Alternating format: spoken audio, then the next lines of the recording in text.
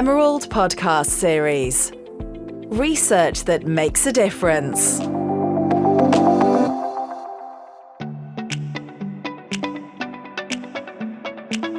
Welcome to the second episode of a brand new collaborative podcast miniseries between Emerald Publishing and the Jacobs Foundation. In this episode, we hear from 4 experts about achieving impact in education through embedding research and evidence in school-level practice. In the face of radical societal transformations, learning settings and educational systems throughout the world often fail to foster children's individual learning potential. Teaching methods and schools vary greatly, depending on such factors as a country's resources and teacher training systems, among other factors. But schools see success when they generate and apply evidence and share best practices. Developing and fostering a global school system that facilitates the generation and dissemination of research and best practices strengthens knowledge exchange between schools within and across schools, networks, and countries.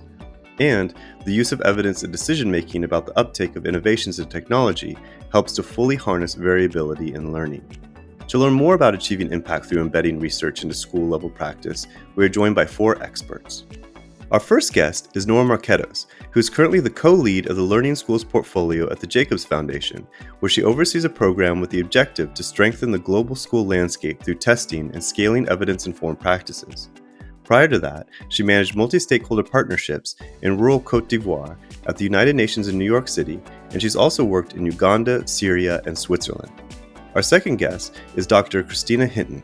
Christina is the founder and CEO of Research Schools International and a research affiliate at the Harvard Human Flourishing Program. Also joining us today is Dr. Bronwyn McGrath, who is a global program manager at the Aga Khan Foundation, where she leads the Schools 2030 initiative, a participatory learning improvement program operating in government schools across 10 countries. And our fourth and final guest is Azad Uman. Azad is the co-founder of Global School Leaders, GSL, a nonprofit that develops effective school leadership to improve learning of students from marginalized communities around the world. So I'd like to begin by asking a fairly general question, and perhaps Bronwyn, you could begin, and that is, do school leaders, including teachers that you work with, tend to use research and data in their daily practice? Thanks, Daniel. That's a great question. But I think first we just need to think a bit about what we mean by data and to think more broadly about the kind of evidence teachers and school leaders generate and use every day. So the art and science of teaching relies on teachers constantly gathering evidence on student learning levels, whether through formal testing or just observing their students. And in an ideal classroom, teachers are always adjusting their teaching methods and the content of their lessons based on this evidence. Obviously, this ideal is not necessarily the reality in all classrooms, and particularly in the low-resourced settings where Schools 2030 program runs, teachers often are facing very overcrowded classrooms. They have a very heavy curriculum to get through, so it makes it difficult to adjust and iterate teaching practices in light of evidence and data they may be bringing in. So Schools 2030 is working to support teachers to use data and evidence more effectively through 2 key sort of activity streams. First is through our assessment work. We're supporting the generation of contextualized, locally adapted learning assessment tools that can help teachers generate and analyze data on learning outcomes and also the quality of the classroom environment. So this involves a lot of professional development support of teachers. So this is really important for us so that teachers can gain skills and become better at gathering and analyzing classroom data. So one of our teachers said quite nicely, before I was just scoring my students and now I'm assessing their learning. So our vision is really for teachers and school leaders to be seen as action researchers and to be valued as researchers who are gathering and acting upon school level evidence in order to improve learning outcomes in their schools. But the second way we're really supporting teachers and school leaders to use research and data is perhaps more closely aligned to some of the other work of people on this podcast today. We're working a lot with external researchers across many of our program countries to embed school researcher partnerships in the Schools 2030 program. So these external researchers work with schools to support evidence generation on how to improve quality, equitable education opportunities. And they're drawing on Schools 2030 assessment data and tools, but they're also bringing in other qualitative and quantitative methods. So to get back to your original question on how schools are using research data in Schools 2030, this kind of partnership with researchers between teachers and school leaders and researchers is very, very new for our context, our program, and our schools. Traditionally, a lot of these schools and teachers are seen as sites for data extraction and not as equal stakeholders or actors in the research process. So for us, this research partnerships are a very, very important part of the program because it's about strengthening teachers' skills as researchers and ensuring they're part of the research process right from the design stage. And we really believe this will result in more relevant and powerful evidence on what works to raise learning outcomes for children and young people. Azad, do you have a comment? Bronwyn mentioned the words data extraction, and what we see is that often the data that's collected in school, whether it's at the classroom level or at the school level, tends to flow in one direction out of the school, and usually it's in response to demands from the education systems within which they're placed. So whether at the district level or the state level or the national level. And what we find is that school leaders spend an extraordinary amount of time on producing this data, which leaves the school and then never really returns to the school in any meaningful input to the school to improve their functioning. So oftentimes this is administrative data around attendance, or it may be around infrastructure, things like this that school leaders report into the education systems on. But the loop never gets completed because that information is never analyzed and processed and then back into the school to help them improve the school. So I think the words data extraction that Bronwyn used are very relevant to many of the contexts in which we find school leaders operating. So I believe, Nora, you have something to say about this as well. Having talked to a lot of stakeholders in the education system here in Switzerland, we actually had also quite some hesitance from some of the teachers because they saw the data collection more as an accountability purpose and not really an activity that serves their kind of improvement process around teaching and how they can actually continue with professional development. So in this sense, there was a lot of fear almost to dealing more with data because it was always only seen from that accountability and control perspective and not really this enriching perspective as a professional. Well, it sounds like you're really trying to build relationships with teachers as an equal exchange. Can you talk a little bit about that? Exactly, I'm happy to do so. So what is really important also that research and data provides value for the school stakeholders is that, first of all, the teachers should actually feel and get an awareness that when using data, but then also evidence on what works from the learning sciences, that they are aware of what is actually effective on the ground. So really not using the classical learning myth, such as the learning styles or the left, right, and left brained person, so that they really can make sure that they do no harm. So this is one thing, but then really for also the everyday decisions on how best to use their time in choosing a pedagogy or in making decision on how to also improve school culture.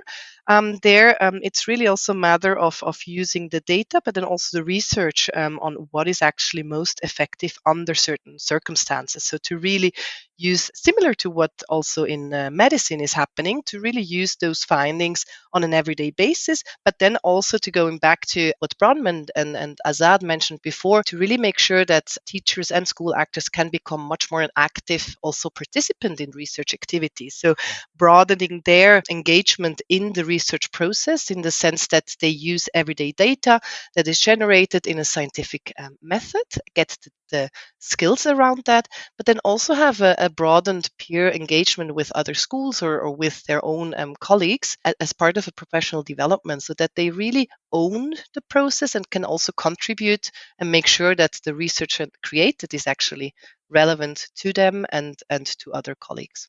That's actually what I wanted to ask you about. I mean, obviously, research is very important to all of you, and you spend so much of your time and your work doing research. But what is the value of embedding research and using data for school level practice? So in the end, this is really a helpful tool to make better decisions, be it for school leaders, be it for teachers. So really getting acquainted and also have this as a tool for an everyday improvement, for also really an evidence-based exchange with other peers. and to make sure that the own biases are actually not interfering too much with the teaching. So in this sense, supporting and providing the tools for the school stakeholders to make the right decision to being as effective as possible in whichever sense they decide to do so. What has your experience with that been, Azad? So Daniel, I think one has to start with the fundamental assumption that schools today, well, maybe it's not an assumption, with the fundamental thought that schools today are failing. So, particularly in low and middle income countries where you see huge learning gaps among children, even as young as second and third grade. And then it becomes increasingly difficult for them to catch up. Now, if one starts with that assumption that the schools are failing and we believe that schools need to improve, which is what all of us are doing, then one has to create a vision for the schools. And the only way to really create an effective vision is to create the vision using data from the schools. And I think from that perspective, data becomes so important for schools in order to create this vision for themselves. And so I think that as we think about how to create these data, this data, because one could collect data on all sorts of things, but I think the data that's collected that really focuses in on student outcomes is what is really, really important, because then that places student outcomes at the center of all that we're doing. And so I think it's important to then think in a multi-dimension way about how to think about student outcomes. So we're not just talking about literacy and numeracy, but also social emotional learning, the whether students feel happy coming to school, whether parents are engaged in the school. There's all sorts of indicators that go into the health of a school that can be centered on student outcomes. And so the importance of the data, of embedding data systems within the school, is that it really brings to life the vision for the school. I'd really like to hear some specific examples. I think that might flesh this out for us a little bit. So maybe, Christina, you could begin by sharing a good practice example of a school whose leaders or teachers embedded research or data into practice.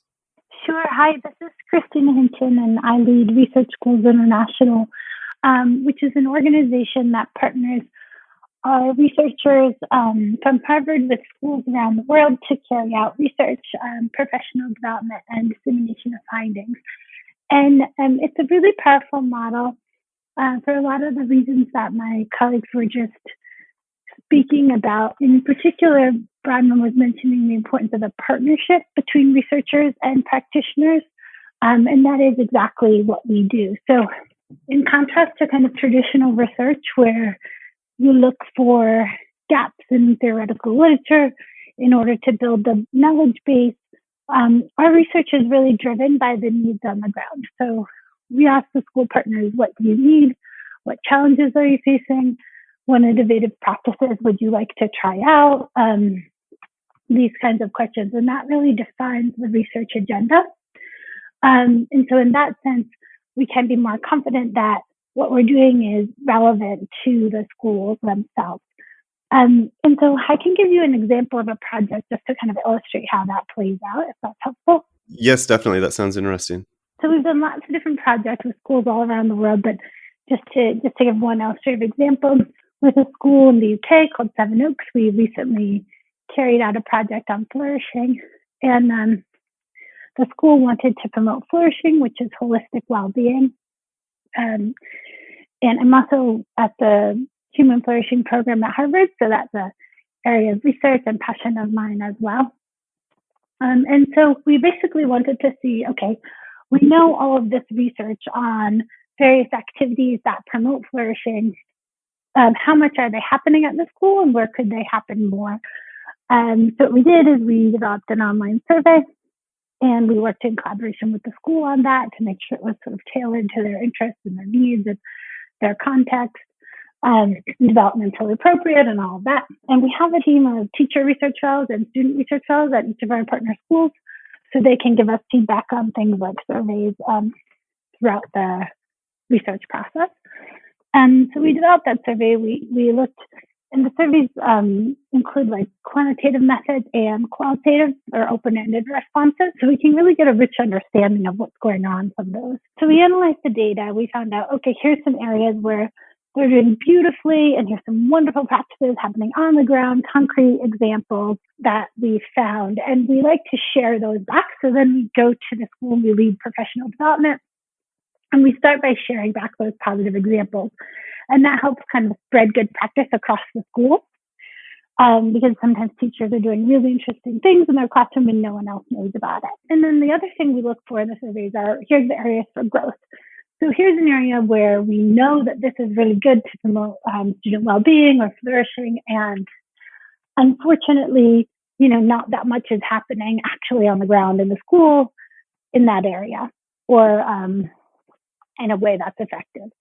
And so then we identify those areas and we say, okay, for example, you could do more to support gratitude at your school, or engaging the kids in mindfulness, or various things that we know can support flourishing. And so then we basically identify these areas for growth, and we invite the educators in the workshop to design something that they would like to do to target those areas for growth. And so one thing that's powerful about that is they're creating something that they're excited about. They're getting to choose which area they want to focus on. They're getting to create something that kind of aligns with what they're doing in the classroom and their belief system. And so, but yet at the same time, it's filling the research gap. So it is, research driven and kind of bringing the school forward in the ways that they want to. So they create something that they want to do, and they kind of create that in the workshop. And we do the research in the first year, and then the workshop we do at the start of the next academic year, so that they're kind of excited to implement it. So then they go and put that into practice. And then at that point, what we do is we lead them through an action research course. So they put their research-based intervention into practice, and we guide them through a series of action research steps where they can kind of reflect on the impact of that. So they basically design a little study where they look at, the impact of what they've created, and we guide them through each step of that. So in that sense, we're also building their research skills internally. Yeah, so the teachers go through that course and end up with some of their own research skills that they can apply to other topics as well. And then in the end, they sort of share what they found, and we celebrate the learning journey. So it's just a nice arc of really truly working in partnership with schools, with researchers and practitioners hand in hand, doing work that will actually have a real impact in the school. And so I think there are elements of our model that people could use themselves as well. I think it's difficult, as some colleagues were saying, when you partner with a kind of more traditional researcher, because they're not trained to do that type of work. Like they're interested in collecting the data and analyzing it and publishing papers. Whereas our program is very different because it's focused on, what the needs of the schools are and doing research to meet those needs. So I think it's much more relevant in general. I think there's a place for more traditional academic research as well, because we need to continue building the field over time. But in terms of the kind of immediate value for the schools, I think our approach is very effective. It sounds like it's a lot of teacher development as well, that you're helping the teachers develop by applying the research directly into the classroom. I'm wondering if, Azad, you would like to add to that. Yeah, thanks, Daniel. So I wanted to share the example of this research and data work we've been doing around the role of school leaders in ensuring gender responsive and gender equitable schools.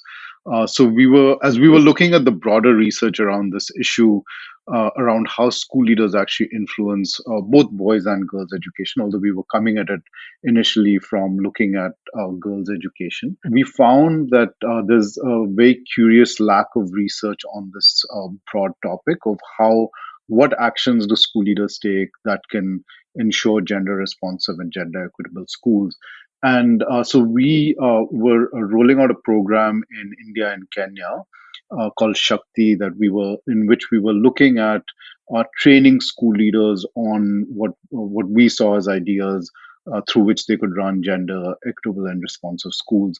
And as a baseline study in that, we actually surveyed both school leaders as well as parents and students around what they saw the issues relating to this topic were. And what we found was that there was a big gap between how school leaders perceive the issue and how parents perceive the issue. So, school leaders were seeing this issue as girls don't come to school because of lack of commitment from the parents, and parents were seeing this as much more of an economic issue of what is the economic return of sending their child to school. Um, and given that we were seeing these disconnects between the various people who were involved in this equation, then we actually worked with the school leaders in India to design a survey that they could implement in their own schools to really understand what the girls students in their schools saw as gender equity issues. And that was really interesting because then that really started to highlight both girls who are at risk of violence, of abuse.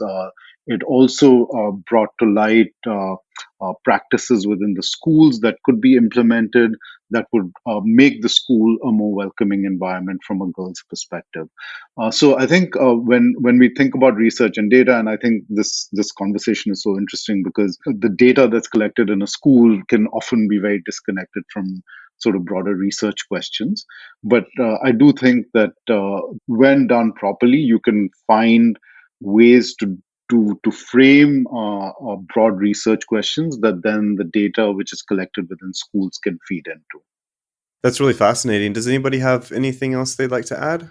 Thank you. I can also give you an example around a recent partnership with the IB, so International Baccalaureate School System, where we have partnered with two research institutes, Oxford as well as ACR, around how to measure in classroom creativity and curiosity, and also finding promising classroom practices. And it was very interesting that it was really a bottom-up approach, even though conducted with top-notch researchers, but really trying to get interested schools and school leaders to participate in the research, in sharing their best practices, so that the researchers could actually, in a rigorous qualitative way, find common elements that define a emerging best practice around how to strengthen curiosity and creativity in classroom.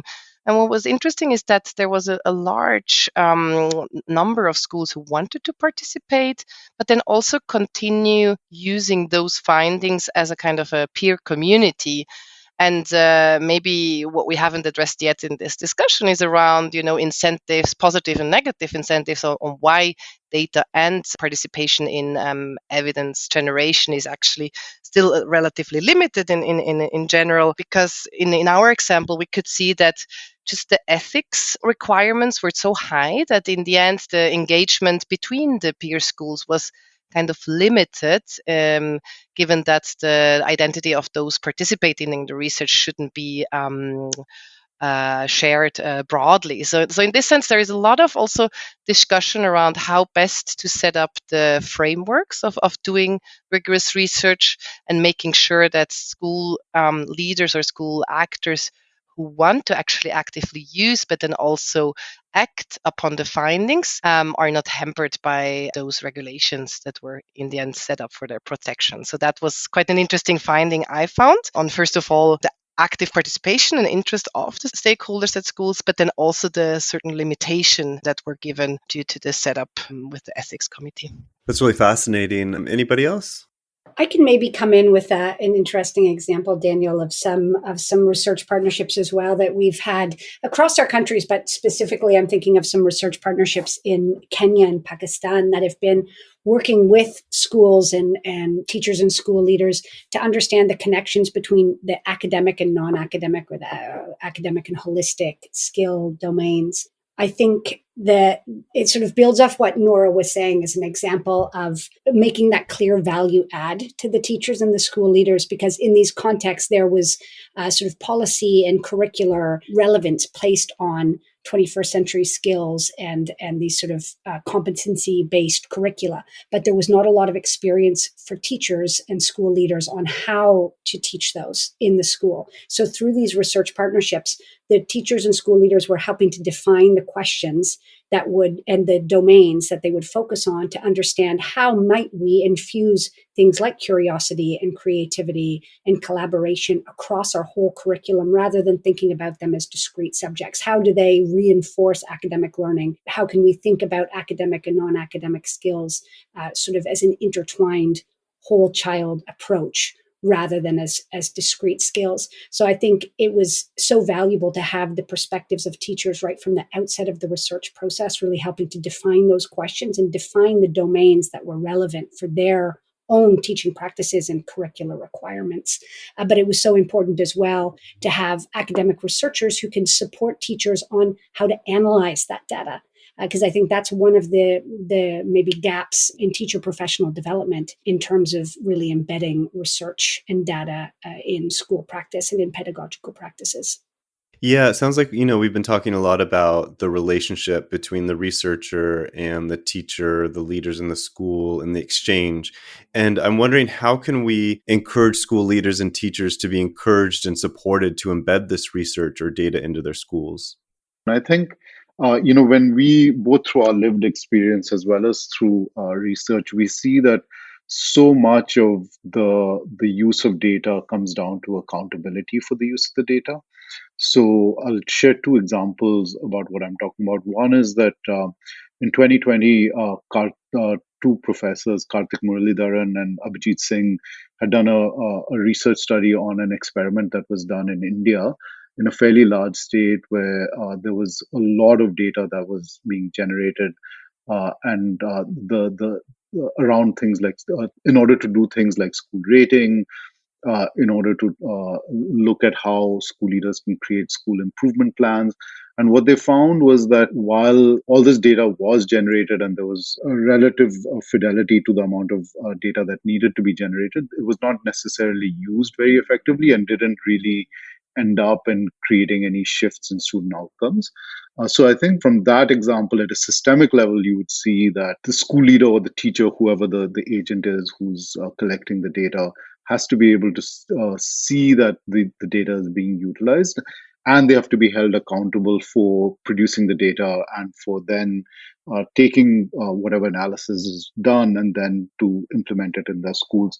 From our lived experience, we had a program during COVID looking at remedial learning. We did this in partnership with a couple of other organizations. And there we found what was happening there was that teachers were reaching out to students with scripted questions to encourage them their continued learning to stem learning losses. We found there was that when school leaders were actually holding teachers accountable for doing the outreach, for gathering the data, for using the data to then further personalize the lessons that students were getting, then it was used effectively.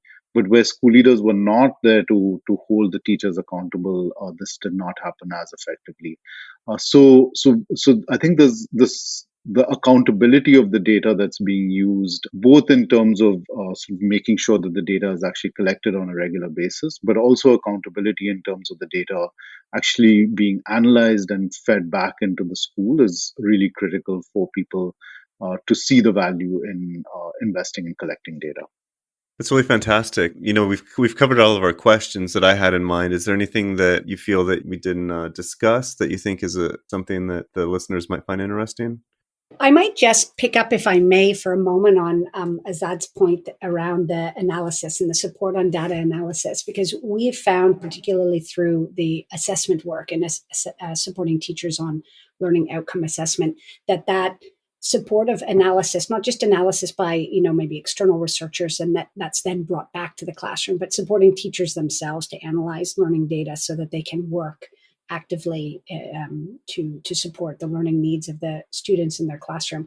We've really found that to be a huge priority area and an area where there's a great potential for positive change. So that, for just a small sort of illustrative example, in one of our schools in Uganda. This is about literacy, not the more holistic learning, but very, very low literacy rates in a primary school that we're working in Uganda.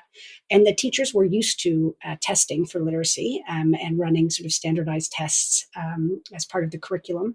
But there was not a lot of understanding of how to really look deeply at those tests to identify what is this data telling us about the specific areas that students are struggling with, rather than just saying, dear me, literacy levels are low. Let's keep pushing through this textbook material. And we found through giving support and providing sort of external support to teachers on that data analysis, teachers were able to really hone in on specific areas that groups of students were struggling with, so then they could target that. For example, blending consonant sounds, or perhaps it's at a higher level, it's around the reading comprehension or something like that, so that teachers can really understand what the data is telling them. And I wonder if others have had this experience as well, but for us, that's been really the most important pinch point in terms of data use at school level. Thank you for listening to today's episode. For a transcript and more information about our guests, please see our show notes on our website. I'd like to thank Sharon Parkinson and Annie Brookman-Brine for the help with today's episode, as well as Alex Unies of This Is Distorted.